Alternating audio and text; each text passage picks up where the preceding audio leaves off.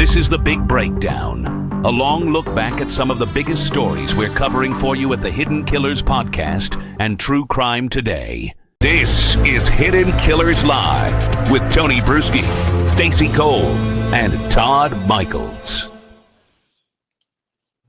This case just keeps getting weirder and darker and more twisted, and we're going to take a look at the legal end of it, however that may or may not play out. Of course, the death of 18-year-old Anna Kepner is what we're talking about. It's one of the most complicated cases, I think, of the year so far, not because investigators don't know where to look, but because the only people inside that cabin were members of the same blended family.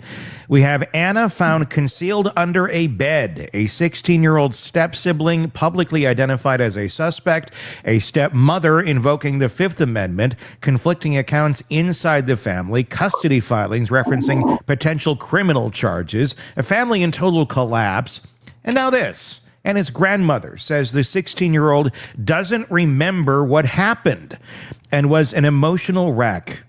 That opens an entirely different set of legal possibilities. So today, I want to go through every realistic path that this case could take, not assuming a trial, not assuming charges, not assuming intent, but breaking down what the law actually allows in situations like this. Bob Motta, defense attorney, host of the podcast Defense Diaries, is with us to do just that. Bob, in a situation where an 18-year-old is found concealed and the only other person within close proximity is the 16-year-old step-sibling, what are all the broad legal scenario investigators are weighing right now?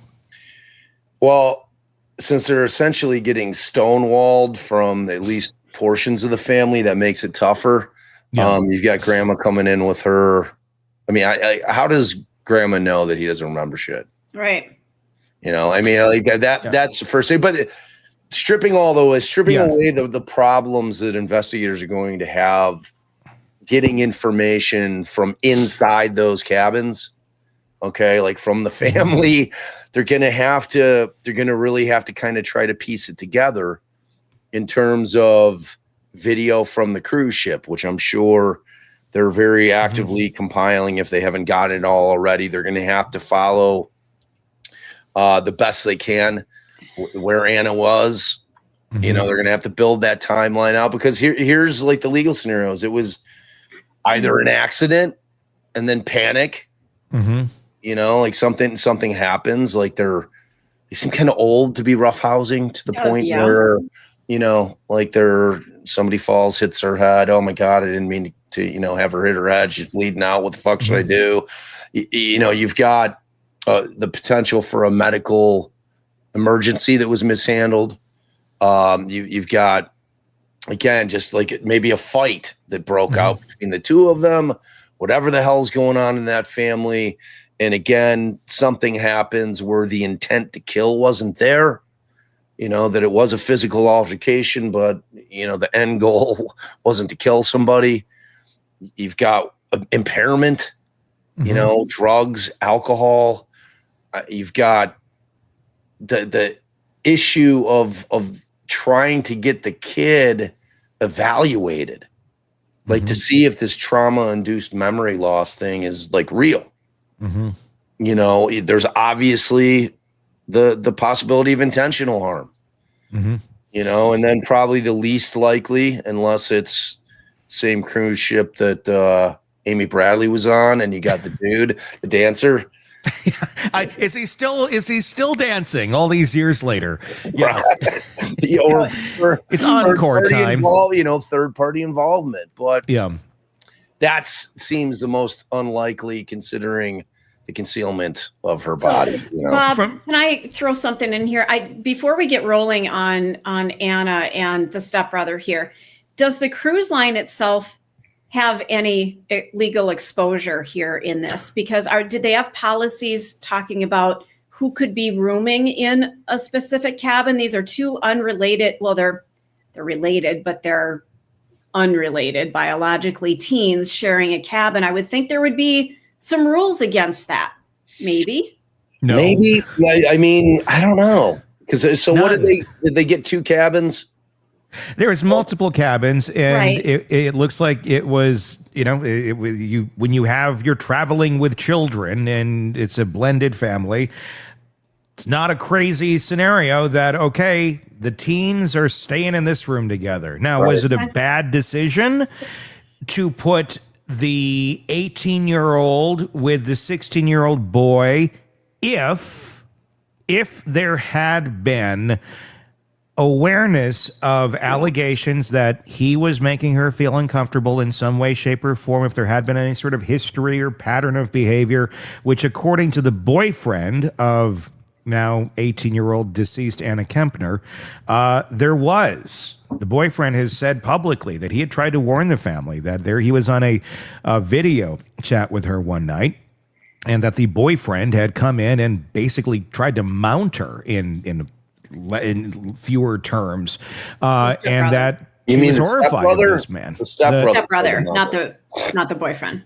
No, the boyfriend, yes, that the stepbrother, the 16-year-old, had done this. That's the allegation. That's the claim that's been made by the boyfriend about the stepbrother, that this warning had been communicated some time ago, and that it was kind of brushed off as, whatever, blah, blah, blah, blah, blah. To the family, though, right? That's the allegation. Now, we can't confirm that, but that's what he has said publicly. So I would think that if there's any liability here, it's certainly, look, if someone dies on your property, you're liable. Doesn't fucking matter how it happened. Sure. There is some liability there. Is there any liability for parents putting teenagers in a blended family in a cruise? No. None whatsoever. That's fucking normal. But is there liability, towards the parents? I mean, but then who's suing? Who's getting who in trouble for something like that? What could be happening there? You can have another parent that may be looking at this from the outside. Although in this scenario, I don't know that you're necessarily going to have that, considering mom has pretty much all but written herself out of her daughter's life. It doesn't really seem like it's a scenario where someone's going to be coming back after dad or whoever made the rooming lodging choices in this sort of scenario. Yeah, I mean, in terms of the cruise line itself, there's no criminal liability. No. I mean, they didn't commit a crime. So the only thing that you're thinking about in this scenario is civil liability if they're exposed civilly. I mean, if they violated, and it sounds like Tony may have looked up to see if there was any kind of, because these weren't like, a 7 and an 8-year-old. These were older teens. Like Tony said, that's super commonplace. I don't know if the cabins were connected, by an interior door. But that is not uncommon. I mean, we stick our kids in the same, that we have the adult room when we get 2 rooms in a hotel, and we put our kids, in their own room, usually connected so that we can, hang out with each other at will. But in that situation, unless there's a violated policy, or if, say, for instance, Anna didn't feel comfortable talking to anybody in her family about being stuck in the room with her stepbrother, but went to somebody on the ship and said, like, my parents stuck me in this room with this kid and he fucking scares the shit out of me. So if the boat, anybody on the boat was put on notice and they ignored it, potentially, then you're talking about there's some potential issues for liability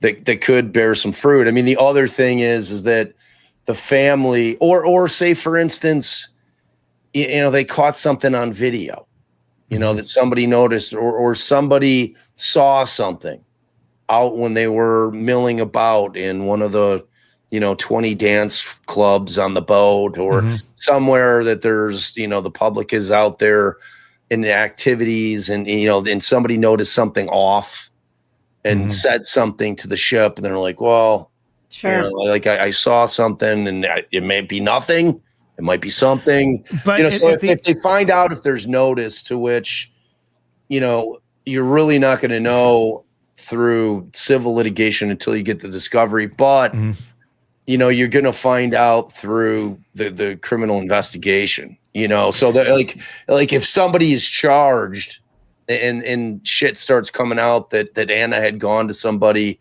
and said something to somebody and the boat was on notice, then then at that point the cruise lines are going to try to settle this shit quickly under the table. But at the end of the day, though, if Anna had, which again, it seems unlikely, but if she did go to with somebody on the boat, one staff member on the cruise ship, and said, "Hey, my stepbrother makes me feel uncomfortable, and I'm stuck in this room with him," the cruise line isn't necessarily responsible for getting you another cabin. That's a family matter. That is an issue that I would imagine the cruise line would be like, well, you got to kind of go deal with your family on this. You have a cruise, and this is a room. Maybe should the cruise line contact the adults? That should probably be appropriate, without a doubt. But it's not also an automatic, hey, here's a free room. Sure. Like none of that's going to take place. And what is the family going to do? Stop doing this shit to each other and get along. Right. That's probably the extent of it. If in fact that ever would have happened. The only other area I can think of potential liability for the cruise, if it were to go anywhere criminal, and this is pure speculation, in no way am I saying that this took place or not, is if that 16-year-old had any substances in his body that were given to him by the cruise ship, meaning alcohol. Or anything else for that matter. But if he was somehow sneaking alcohol, getting alcohol illegally, they are pretty tight on that on cruise ships these days. It's not as easy as it once was when, in like the 80s or the 90s, everything is, you got to have a card. It's not to say that an adult couldn't sneak it for you and do that. The cruise ship would probably hold some sort of liability even there too. Or port of calls too. No, where did they stop? Like I'm not familiar with. I don't have that in front of me. I do not know the answer. Because you've always got that situation where they got off. Yep. They got some bad blow somewhere. Like if it was in the Western Caribbean, and they got off somewhere, got a bad bag of fentanyl laced cocaine. They're doing like you it do with together. your family. Right. But it's theoretically it could have been the kids, the two teens, out there, not with the family. They're out on who knows, man? There's obviously the toxicology and the autopsy. Do we even know what the cause of death was at this point? We do now, and it is asphyxiation by the chokehold type thing. Wow. We do know that is what took place. To me, when you look at this in terms of who caused the death, obviously she didn't do this to herself. Right. If you're strictly looking at the cameras, and I'm sure there are cameras. At least I hope to God there are. I've been surprised in many other cases where it's like, what do you mean there's no cameras? If there's cameras facing down that hallway, which I can't imagine there isn't, they're going to see who came and went from that door. There's also the key cards that are going to tell you who came and went from that room. Right. That's going to narrow this down pretty quick as far as who possibly was in this room and who did this. I don't know that it's going to be a huge question. Exactly. You guys, I thought I'd read that it was they only saw that it was those two people going in and out of that room. I thought I read that on People magazine. That pretty much narrows it down because doesn't it? There's not a lot of other options unless the rooms are connected and someone came in from a side or someone scaled the outside of the ship balcony, which I do a lot on cruise ships. That's fun. I do it. After I get my shitty bag of fentanyl laced cocaine, I'm always on the side of the cruise ship, just scaling it. It's like Adventures in Babysitting, but on a carnival. Exactly. But the thing that's the thing. It's going to be pretty clear cut, I think, who's involved in this. It's going to be more the question of, was this premeditated? Was this intentional? Was this a horrible accident?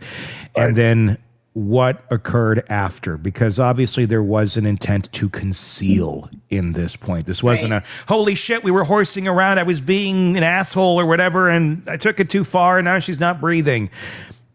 That would be a horrible accident that could be dealt with immediately, probably not even murder charges. The fact that there was concealment, how much does that change the dynamics of this? Had someone just said, "Oh my God, we need help. This went horribly wrong," versus "Let's go take a nap and shove her under here with some life vests." Yeah, I mean, it's a huge factor, right? I mean, like obviously the easiest charge is going to be the concealment. Yeah. In terms of them trying to figure out what exactly they're going to charge anybody with is far more difficult in terms of the cause of her death, you know, because I mean, there's obviously involuntary manslaughter, which to me, considering that the kid's 16, assuming that he would be the one that was charged, that's the most likely, you know, that it was reckless conduct without intent. You know, obviously there's manslaughter, you know, heat of passion type thing. Like some, you know, they're in the middle of it. They get into some screaming match and he just does some shit like not even thinking, you know, there's, you know, clearly negligent homicide, which is essentially criminal negligence. You know, the concealment of the corpse to me is probably, you know, what they're going to start with in order to try to get some answers. You know, I mean, like they're dying to get these, you know, these people into a room, I'm sure. And as we know, mom has pulled a buzzard and is clammed up. So you're not hearing anything from her. You know, there's tampering with evidence. You know, there's obviously, you know, murder with intent, second degree murder. That's a higher bar, you know, and I don't think you're ever going to see a first degree premeditated on this thing. I think whatever happened here is something that just kind of popped up in the spur of the moment, you know.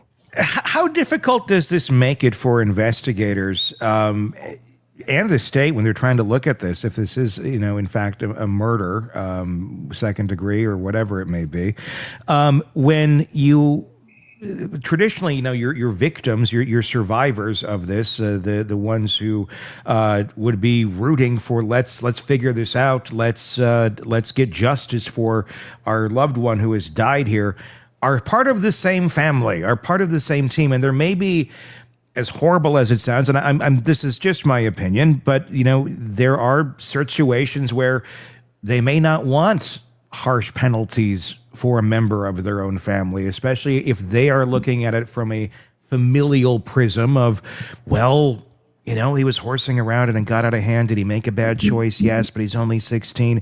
If it were a completely other family and this is happening and you find out your daughter's killed by some, you know, family member of another family that she went on this cruise with, and they're over here screaming, find justice.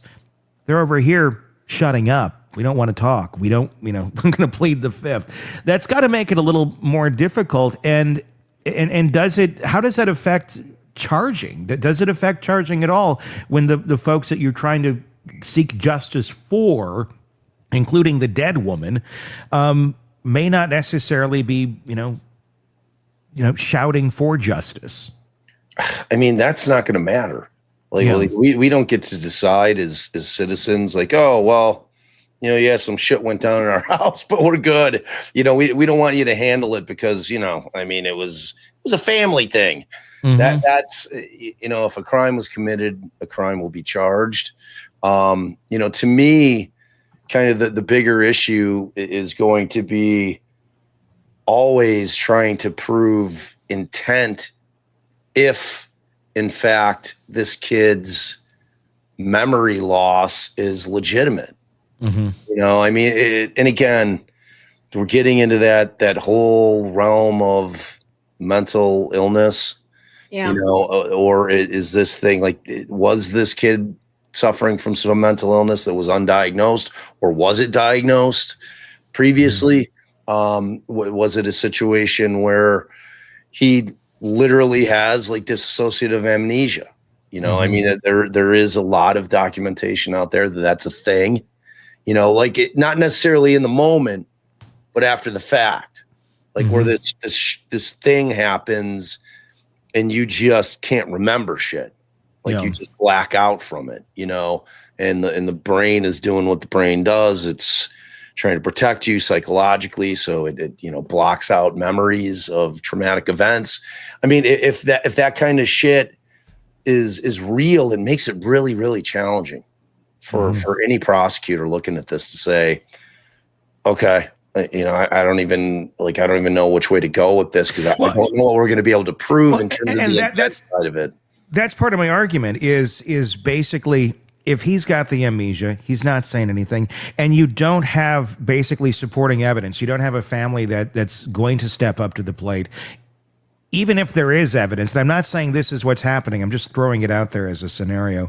A family that may be stepping up and saying, oh yeah, there's a patterned history here of him being violent or having some sort of issue with her or being aggressive or having an attraction or whatever the hell it may be.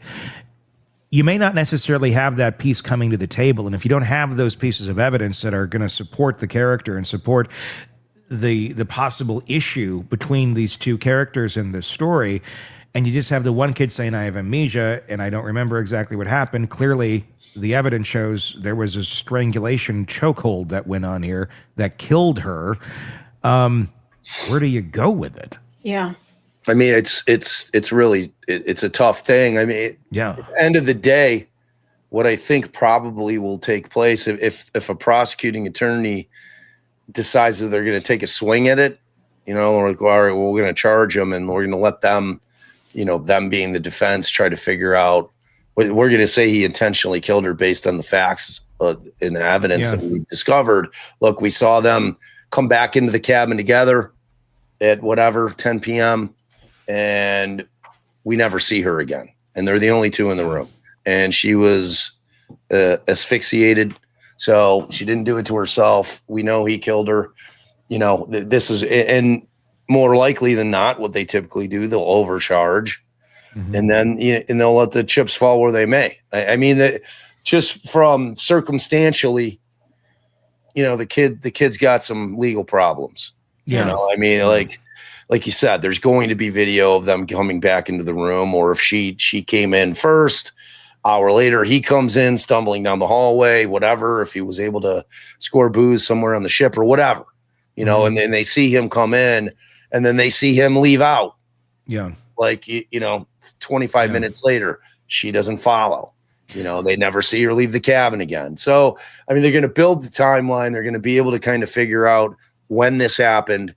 And they're going to obviously be able to say, all right, well, we know what the cause of death is. Yeah. And we're talking, there's so many questions about it, though. Like the thing that we haven't even touched on, this is a cruise ship.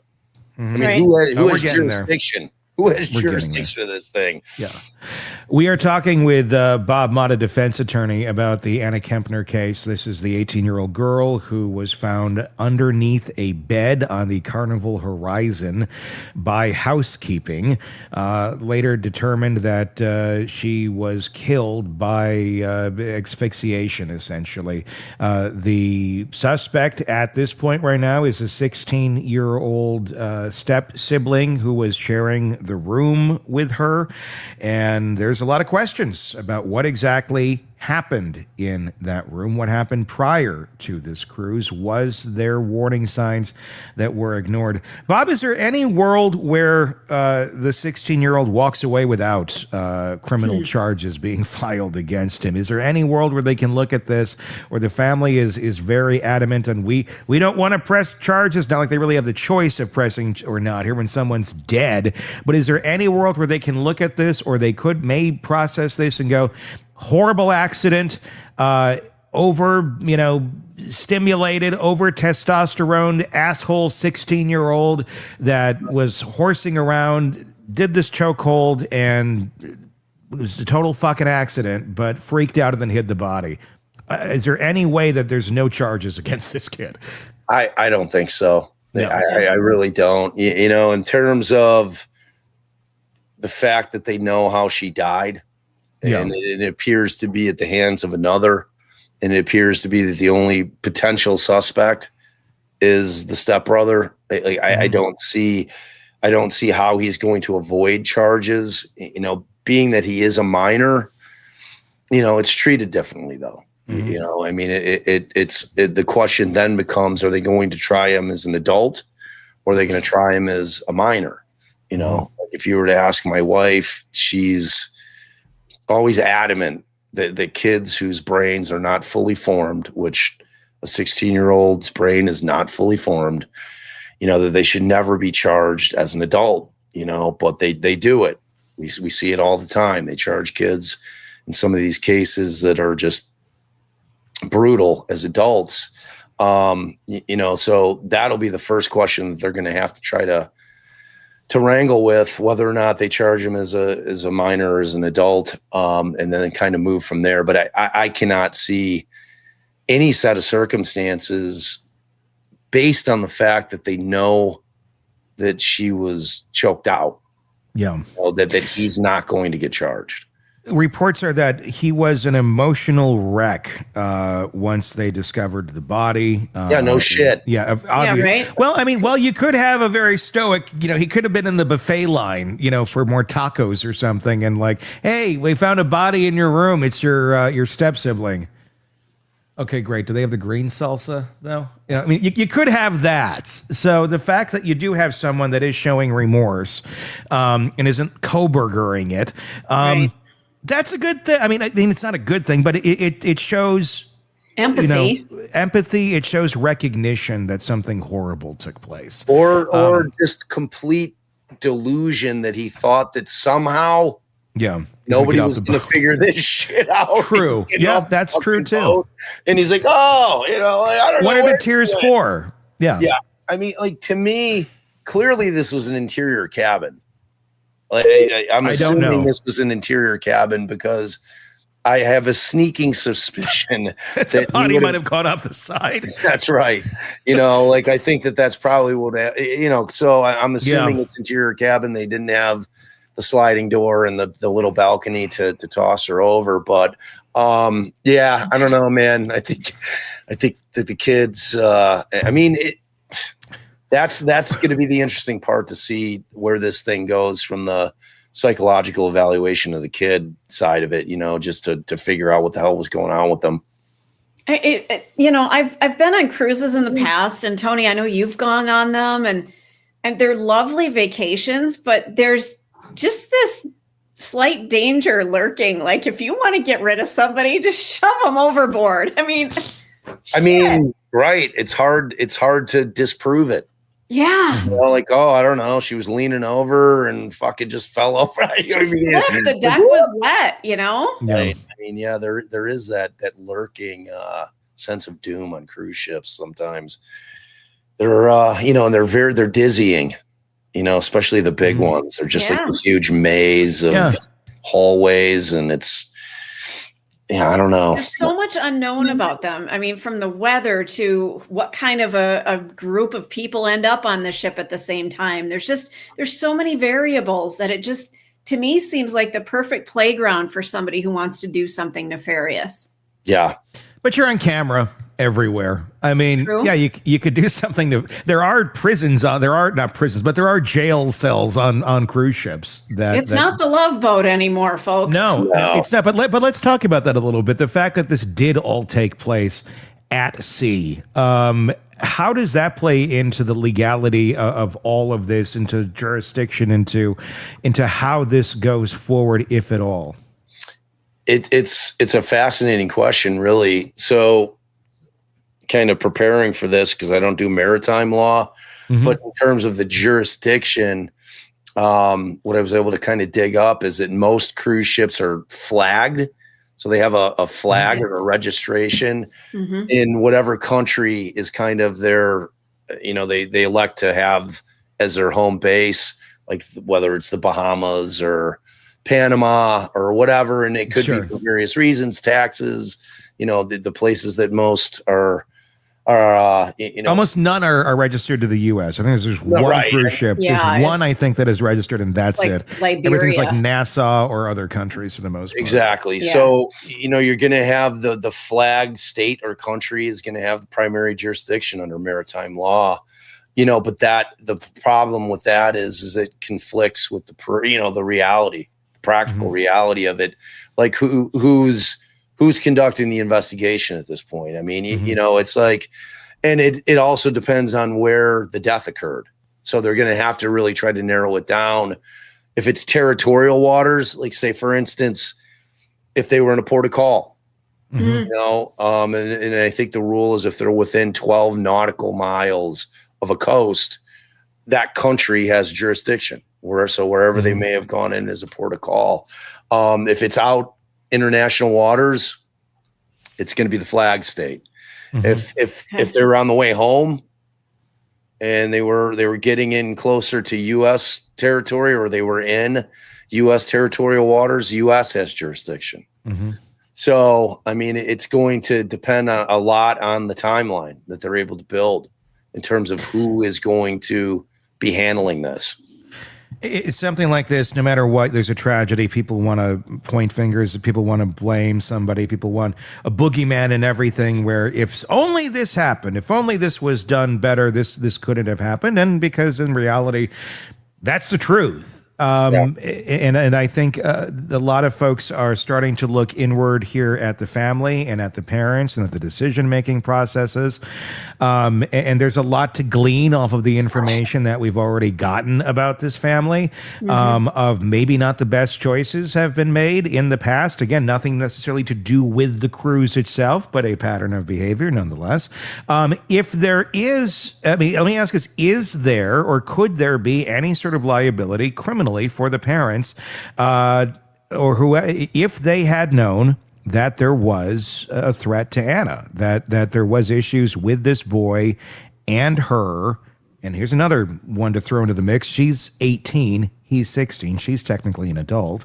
But they were put into the same room together. Could there be any sort of issues there for parents if they basically ignored warning signs that there could be some sort of danger to her, not even necessarily death, but if some of the rumors that are flying around turn out to be true, that Anna feared of some sort of issue with the 16-year-old having some sort of an interest in her in some inappropriate way, and the parents still ignored it. It's all scenario, not saying they did. I'm just curious if that can be proven.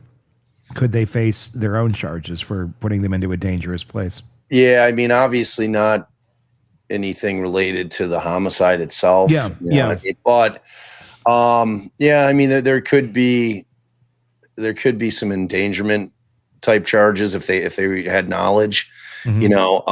But foreseeability is always going to be the issue with that. You know, was it reasonably foreseeable for them to know that something like that would happen? I think the more likely scenario will be, because I'm assuming that the family is like, where the fuck is Anna to him? Yeah. You know, right. Like I don't know what the time frame was, like the gap in time, like from the point where, you know, basically the evening to the morning. When the morning she's not showing up to anything. Okay. And then housekeeping gets in there and the cleaning crew gets it, checks it in the morning, basically. I mean, so the kid was, you know, too fucking stupid to even put I'm good, don't clean my cabin shit on his. Right. And I'm actually quite encouraged that the cleaning crew looked under the bed. Yeah. Rock on. For sure. I mean, maybe it was one of the, maybe don't be too excited, because it could have been like a leg hanging out or a pull-out couch type situation. Okay. And they were just putting the couch back in, you know, so I can't really see what they would go after the parents for in terms of. And do they, because she's 18 as well. Right. So she's technically an adult. She's still in high school. So there's a differential there. Yes, 18, but when you're still in school, there are certain things where yes, they are an adult, but still kind of technically a minor, depending on whatever it is we're actually talking about in terms of responsibility for the parents. I have no idea how that plays out here. Yeah, I don't either. It's going to be. There's so many factors involved in terms of how this thing went down, you know, and until they are able to really kind of, and again, who was the cruise line? Do we know? Carnival. All right. So if it's a U.S. cruise line, I mean, I think that the feds will be able to investigate it. Yeah. The FBI's on it. The FBI. Yeah. So the feds are going to be in there because it's U.S. citizens. And then once they decide where they're going to prosecute it, they under maritime statutes are going to be able to do it theoretically in a U.S. court. So as long as it's a U.S. cruise line, and Carnival certainly is that, I think that they'll take precedent over whoever the flag state is, I think. So, because if the feds are looking at it, then, but in terms of what they're going to do with it, I mean, you can feel secure in the fact that the feds are going to be investigating it way more thoroughly than, say, like the Bahamian police would have. Sure. Or the Panamanian police, what I'm saying, or whatever flag country would have been conducting the investigation. Because it's like, when you think about that Amy Bradley case, which was so weird, that investigation was awful. I mean, in the very different time though, too. I mean, that almost 3 decades ago. Yeah, definitely. But, I don't know how much maritime law has changed in all those years in terms of, because jurisdiction's everything, really. So in terms of whether or not they're going to be able to, again, charge those parents with anything, I can't think of anything other than if they became aware that something had happened. And I mean, because it seems that a conversation took place. Because I like the way that it goes down. So the cleaning crew cleans the cabin, they find her. Like, at what point does grandma have this conversation with the kid? Well, what happens, let me clear that up for you. So the grandparents are on the cruise. I just did an interview the other day. They were talking about that they had said to the family, this is what they're claiming, that, hey, all the kids, everything seems to be, okay together. But if anybody needs to, any, issues, you can always come to our room. There's, we'll figure any problems out.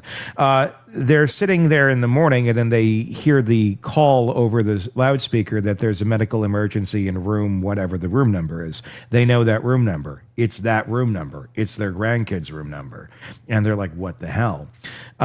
They end up finding out what happened. The grandmother says that she was there for part of the time when some of the initial questioning was going on, and this is where she had gleaned that he had said he doesn't remember anything about that moment in time, and it's also where she gleaned that he was basically an emotional wreck. So she physically saw those things and audibly heard those things take place before or during that process of once they got back onto land or whatever that was going on while the initial questioning was going on. And trying to figure out what is that a biological grandparent to the boy? I believe to her. I could be to Anna. I could be incorrect, but it's again, we need the whiteboard to figure out who's really. Yeah, I mean, because all those things matter.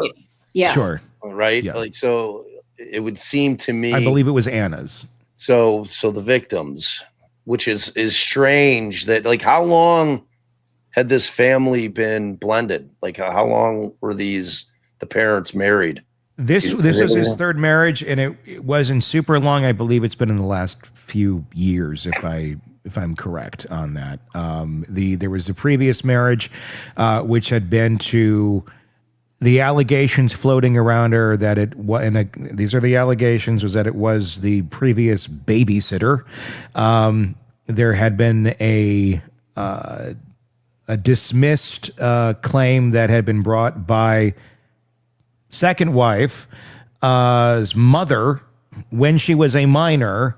I can't say that. We don't know that it was the second wife's, but it was the mother of the second wife. We don't know who the claim was about earlier on. We're assuming that it probably was the second wife of some sort of unlawful thing going on between dad and the 15-year-old. But then once she turns 18, they get married. Now, if that is the exact same person that the dropped allegations or things are about, we don't know, but it's the same family. It's the same mother. It's the same last name. It's the same whoever the person who's had turned 18 years old came from the same house where those allegations had been flowing that were dismissed early on. So that's another part of the dynamic is growing up. Mom is gone. Mom turns into a drug addict. Mom flees to Oklahoma with her boyfriend when Anna is 4. Dad then essentially marries, from what we're understanding here, allegedly, the 18-year-old who might have been the previous babysitter. And then she's mom for many years. They eventually get divorced after, I believe, more than 10 years, and 2 more kids come into the world. And then this is the new wife that is on the cruise with her own children, as well as the kids from the second marriage in Anna.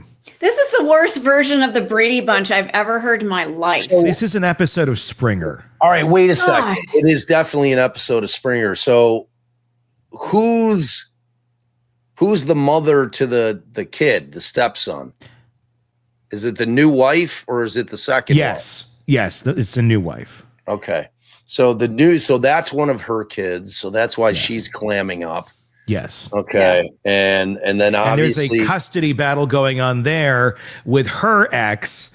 And that's why she's pleading the 5th, because it could affect the custody battle. And the father of those kids is trying to file an emergency injunction to get custody of his daughter, because he's claiming allegedly that it's not a safe or good environment for her to be living in with this family. And I would say that's a pretty strong argument. I mean, if that's all accurate after this cruise. A little bit. Yeah.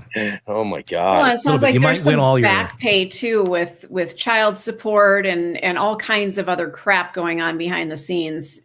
You know, just a little icing on the cake. Yeah, man, what a mess. It's a really strange. It's a really simple case with a lot of crazy family dynamics. Yeah. Because at the end of the day, you have a camera, you have key cards, you can determine who was in and out of this room, and there's only one answer to then what happened, to who did what to who. Yeah.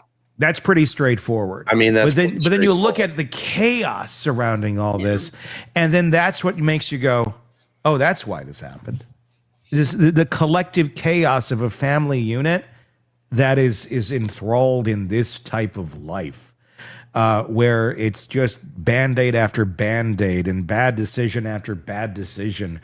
And good times, bad times. I mean, every family is different. Every family has their levels of chaos to them. This one's happened to have a lot of it, it seems. Yeah. And at the end of the day, it makes you really feel bad for Anna and, you know, the life that she was growing up around and what she saw as being normal. And then it's not, I guess, shocking then when something like this happens out of a family with that level of chaos in it. Yeah. I mean, the blended families are obviously not a rare thing. No. You know, but like from birth to, you know, when she's 4 and her mom's an addict and leaves her, you know, I mean, she's had a rough go of it and, you know, dad marrying multiple times. And that's just an injection of other kids coming into it. And there's no sense of stability. And it's just, yeah, it's sad. It's chaotic even when you're doing it calmly. It's chaotic even when it's like fairly smooth sailing, you know. And that's, I mean, I just got engaged, and I'm, you know, so we're having a blended family, but it's, you know, it's chaos then, but it's controlled chaos, you know, and that's the difference, I think, in a lot of these cases. So overall, it's a heartbreaking case, something that clearly there seems to be a lot of signs it was avoidable. This certainly didn't have to happen. Why did it happen? Is there someone you can truly point the finger at and blame for putting these people in these situations? I don't know if you can go that far. Clearly, someone is to blame for wrapping their arm around this young girl and killing her. But beyond that, I don't know. I don't know how much you can blame the chaos. I don't know either. And, you know, if you just remove the ship from the equation and it had happened at the house, you know, I think nobody would be hearing about this. Right. I mean, it would be just like, it was that factor. Cause I mean, it could have been a thing where he's simply, they're wrestling, or maybe he was getting weird sexually with her and she's like, get the fuck off me. And then throws her in a chokehold and he doesn't realize he's killing her. And then, that's where it ends. I remember plenty of dumbass 16-year-olds, that would do that sort of shit, the chokehold stuff. And, and people would be like nearly dying. And then they're, oh, okay, well, let go. And then it was just like, oh, they're just 16. They have so much testosterone. And it's just kind of like brushed off, like boys will be boys. Yeah, and it's like killers will be killers someday too. Lenny from Of Mice and Thank Men. you. I was thinking Lenny. Oh my God. I don't know my own strength. I mean, how big is this guy? That's my question. Yeah. Is he so big that he doesn't understand his strength? I remember being at a live broadcast in radio, and we had a listener who was challenged, and he was a very large boy, and he would come up and give you a bear hug, and he cracked one of my ribs once. He didn't know. Yeah. He had no idea. And I'm like, I am in so much pain. Well, finally went and got an x-ray, and I had a cracked rib. Yeah. From his bear hug. He just thought he was just, I love listening to you in the morning, and came up from behind, gave a hug. Didn't know. Yeah, it's shocking. What some folks are completely unaware of. I just watched the video of Anna's mother, which is another video that you can watch here on the channel. And the chaos in that, again, she wasn't on the cruise. She had nothing to do really with the daughter much. But you just watch it and go, God, everywhere young Anna Kepner looked, there was not any light shining from the places that it should have been. Yeah. And that's a real sad. But it sounds really, and the real tragic part is it sounds like she did have quite a light. She knew what she wanted to do. She wanted to go into the military. She was planning for this. She was planning for that.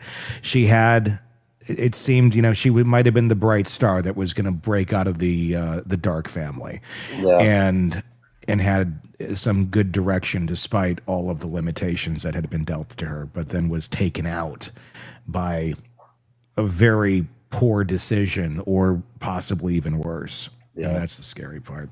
Sad. Bob Mott, a defense attorney, host of the podcast Defense Diaries. And if you are out there right now, I was posting about this on Saturday night after I had Thanksgiving with my new future in-laws.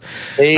I was sitting down having a beverage or two at the bar, and I was going through stuff. I'm like, oh, you got some new episodes there of Buried. So please do go check out Buried if you're going on a road trip over the next handful of days. How many episodes? Like 17? Is that where you're at? 7, I think 18 dropped early this morning. So okay. There's a lot out there. Binge away. Yes. Buried. Binge away. It's great. Yeah. It's great. It is available right now. The John Wayne Gacy. Buried, quote, Inside the John Wayne Gacy investigation. Inside the John Wayne Gacy investigation. Buried. Yes. Inside the John Wayne. I always miss the word inside. Inside the John Wayne Gacy investigation. Of course, also Defense Diaries, your other podcast. So do check that out. All right. Until next time, for Todd, for Stacy, for Bob, I'm Tony Bruschi. We'll talk again real soon. Want more on this case and others? Then press subscribe now and don't miss a moment of true crime coverage from Tony Bruschi and the Hidden Killers podcast. This is Hidden Killers with Tony Bruschi. Here now, Tony Bruschi. Anna Kepner is the 18-year-old whose life ended on the Carnival Horizon cruise ship. We're learning more and more about how that took place, and we're learning more and more about the background, and more specifically the chaos that surrounded her life. It really is a behavioral minefield. You have an 18-year-old girl found hidden under a bed on a cruise ship, a 16-year-old step-sibling publicly labeled a suspect, a stepmother invoking the Fifth Amendment, a father saying almost nothing, a biological mother melting down on TikTok, and a grandmother saying the boy doesn't remember what happened, and an emotional wreck when he found out. And all of this happening inside one small cabin on a ship that's now back in Miami, while the FBI tries to figure out what actually happened in those few critical hours. So today, I don't want to talk about law. I want to talk about human behavior. what does this kind of concealment tell us? What does I don't remember tell us? Where does panic end and intent begin? And how does the FBI work a case when the evidence is in one cabin, but the noise is coming from the entire family system that is blowing apart in public? To do that, Robin Drake, retired FBI special agent, former chief of the Counterintelligence Behavioral Analysis Unit, is with us. From a behavioral standpoint, Robin, what does it say about a person that Anna wasn't just found unresponsive, but she was found hidden under a bed, wrapped and covered and concealed with life jackets jammed up next to her? Panic. I mean, the first thing you see that when you see something like that is like, wow, someone panicked because, it's reactionary is what it is. And it's typically, I looked up the stats on all these things. I typically didn't cover juveniles in my career. So I did a lot more research, deeper research on juveniles, our brains and how they develop and the differences. And that is actually a very typical response of well, we won't say adolescence, of a brain that is still forming when they hit panic mode, when they hit fight or flight, because basically when you know you did something wrong, so that's a key right there. Knowing you did something wrong, the first thing you try to do is hide it. You're not thinking out, like projecting out, which young brains don't do or undeveloped brains don't do, is they don't think out, hey, if I do X, Y, and Z, the result's going to be this, this, and this. It's really all immediate, all right now. I got to hide it because someone's going to freak out if they find it. So that says chaos right away of a young or undeveloped adolescent brain that's not functioning except in fight or flight mode. And that's interesting because obviously we have that here. We have a 16-year-old that is being looked at as a suspect right now as of this recording. No charges have been filed, but if it pans out the way it appears to be panning out, there likely will be at least something that comes down at some point, because we're looking at a case here where it's a cruise ship. There's cameras on all the doors. There's key cards for every door, and you can pretty much, through process of elimination, determine who is in or not in a cabin. And if it, like I said, it pans out the way it does, it will narrow itself down pretty quick to that or the boogeyman. What does it tell you about whether death was intentional or accidental or anything like that? I know we're talking about a younger, underdeveloped brain that's going to panic, but does this speak the way the body was concealed or anything to which we've learned thus far, which does include the grandmother claiming that the 16-year-old said he doesn't remember what happened. This was a fleeting statement that she had caught. And also that he was an emotional wreck, basically, when they found out that Anna had been found. What's your take on that? Yeah, there's a lot of different things in there, Tony. So let's go first on the non-remembering aspects of this. And when I did the research on this, because I mean, we just got done, and not done, but just took a break for a second of the Epstein issues with Jenna, and survivors of that kind of trauma actually have extremely accurate memories for faces, not necessarily timelines, but for faces because of the trauma that's inflicted on them.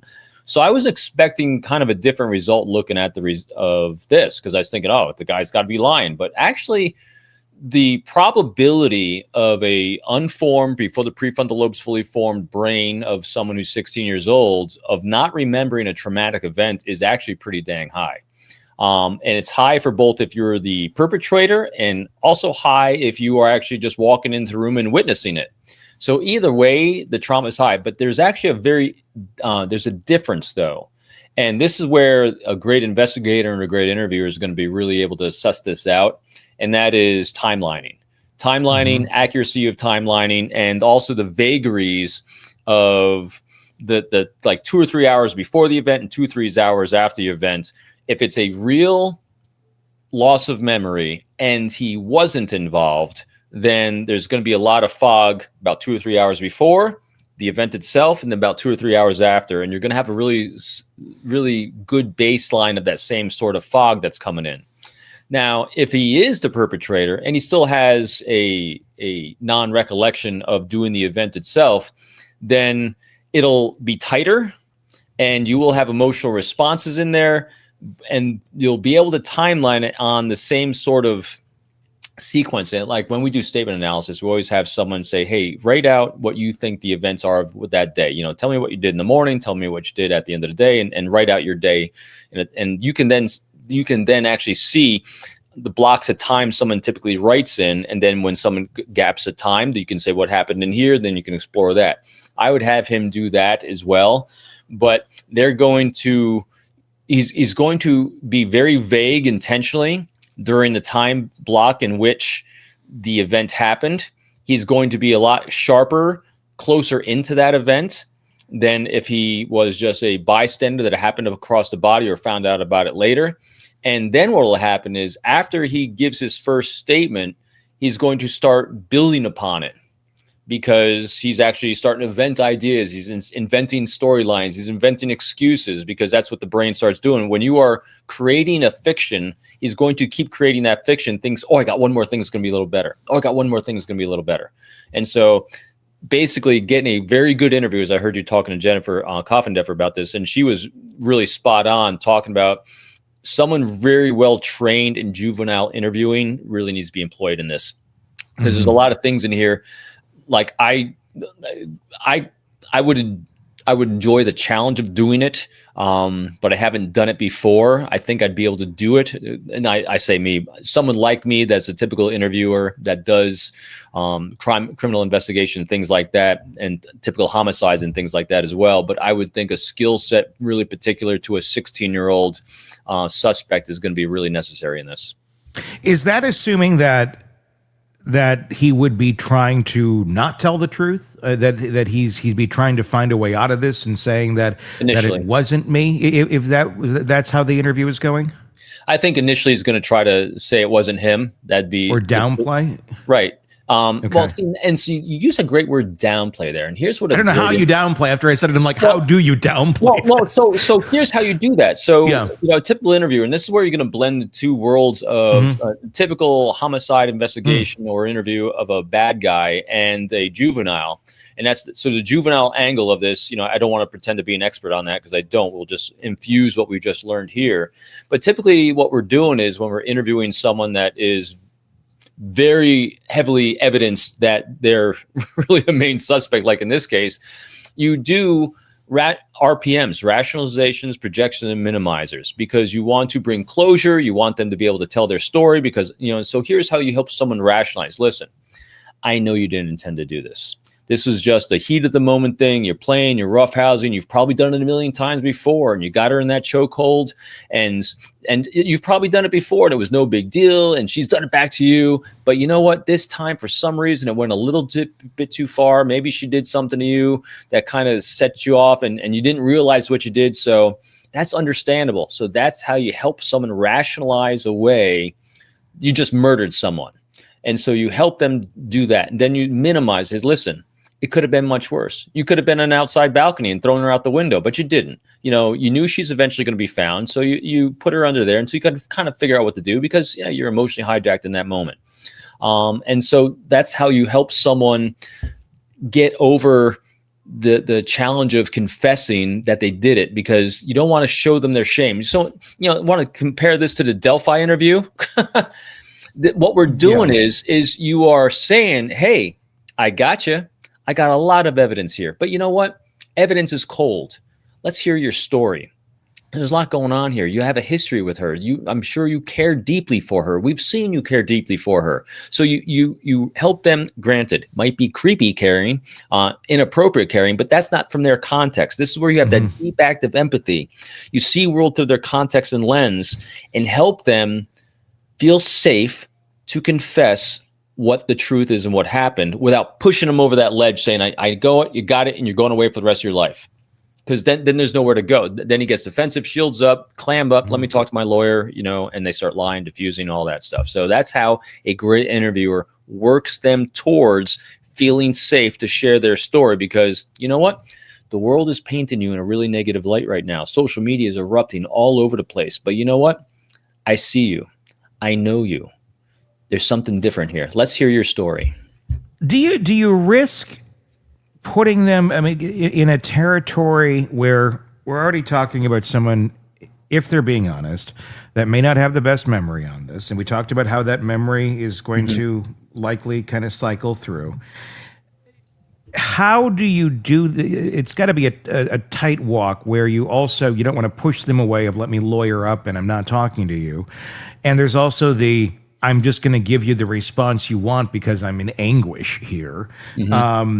This is trying to get a response without anguish and without I'm going to lawyer up.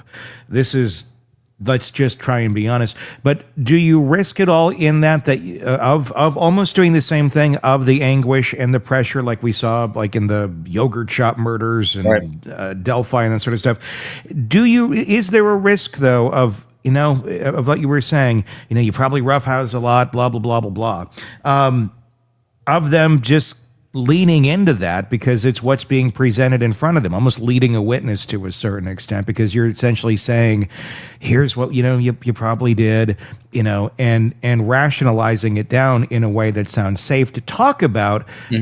But are they just, sometimes could you risk them just talking for the sake of talking because they don't know what else to do? You're getting information out, but how can you be sure that that information is going to be accurate and also not part of a false memory or part of building up a story in their mind because they're thinking, oh, yeah, okay, they're giving me this out, or kind of is that part of it to get them somewhere else? The only way I've ever done it, I know exactly what you're talking about with the yogurt shop murders, because they did a lot of lying. And it's not illegal for an investigator to lie during those types of interviews to get a confession. And that's why that was a tough one to watch and assess. But there's so much different in play in that one. It's not something I subscribe to. So what you do in this case, which is different than the yogurt shop murders that we saw, is that you stick to the truth, you stick with the facts that you know, and you lead them down the path of saying, hey, I saw this is what I know. And so again, cops are allowed to use conjecture of what they think happened as they lay out the evidence for them. And so now it's up to the suspect to either confirm or deny exactly what the cops are laying out. And so, and what happens at that point is now you just press them. If you have more evidence that refutes, what they're saying, you present them with the evidence. So when someone is doing an accusatory interview, or which this would be, if he doesn't already confess, is that you only bring them down the road of using, and then you dribble in their actual facts and details and data. Now you can use props. People use props all the time because props can give an impression of more knowledge than you actually have. So that's why interviewers will come in with like big stacks of files and put them down. And, remember in the Matrix, when Mr. Anderson, when Mr. Anderson, well, Mr. Anderson's Neo, but Smith comes in and he opens up the files and he says, we've been watching you for some time, Mr. Anderson. So you can use props. I was thinking more along the lines of like Mr. Rogers' Neighborhood, like the kitty that talks and then the king, or Lady Elaine. She was a scary one. You get Lady Elaine talking to you, that bitch, that'll make somebody talk. That was a scary woman. I think we all know what I'm talking about. Right. Lady Elaine. Anyway, continue. I had to interject that. So, I was always one for, I don't lie. Because I don't think you need to. If you're doing a good job with the report, and now here's the key too. You need a lot of I don't want to interrupt you, but in other countries, they don't even allow you to do that. Right. In their interviewing processes. Right. That's a unique thing to the U.S. And I think it's very unique to, we're talking behavior here, not law. I'm not really clear and concise on that, because what happens a lot of times, all times, before you actually go in and do a subject interview, you get laid out very, very specifically from prosecution what you're allowed to do and not allowed to do in that room, what you got to get and not get. And so so here's the case. So say the Delphi case, what should have gone on prior to that interview, if it's a well-coordinated, well-led, and which you hit this last time, process of prosecution, is before those cops went in to interview Richard Allen, they were told exactly what they could and couldn't do in that interview room, and whether they could lie or not lie in that interview room, because it's up to the prosecution, who's now got to put it before a jury, and a defense attorney's got to say, well, the cops lied and they misled them and they got a false confession, all those things. And so that's why I know because I'm trying to remember all those many years ago what I was taught at the FBI Academy about being able to do that. It was never clearly said you couldn't. It was just told that in specific search, there was extenuating circumstances, I guess is the best way to put it. Sure. But I never had to because I don't believe in that. Truth is so much easier to work with when both as a bad guy and as a good guy. And if you're doing a good job, because remember, when you're in action interview room and you're interviewing a bad guy, your goal is to get to the truth. And the only way you're going to get to the truth is to be an advocate, not just for the victim, but really for the person you're interviewing. If they see you as an ally that's trying to understand them, understand this, walking a mile in their shoes and understand the steps they took and why they took it, granted, this works and is effective as long as the person has empathy. If you're dealing with high level psychopath, no, like this does not work with a Kohberger. No way in hell, because he doesn't give a rat's ass. It just it's like talking to a wolf, glazes right over him. But this kid, apparently, if it's him and they're interviewing him, he's got an emotional response. It's all right. So we got someone with levels of empathy here. So him thinking and not just thinking, but knowing that whoever's interviewing him is actually an advocate for his truth of all the because remember, this kid, if it's him or whoever did this, feels like they had a really good reason why things escalated the way they did from his perspective. Your job is not to agree with it. Your job is to understand what he thought that perspective was so his story can get out. That's always what the interviewer is doing. Let me get your story out, because that will be the great mitigator before the jury. That will set, the whole thing, the truth will set you free. Well, actually, it'll let, if he's got a conscience, which it sounds like he does, good. It'll make the interviewers and prosecution jobs much easier to deal with this, because you're not dealing with someone who can just shut up, clam up, and do the whole, fake tears of Murdoch or the zero affect of Kohberger or any of the other crazies. So it'll be really interesting to see where he falls in the spectrum. Want more on this case and others? Then press subscribe now and don't miss a moment of true crime coverage from Tony Bruschi and the Hidden Killers podcast.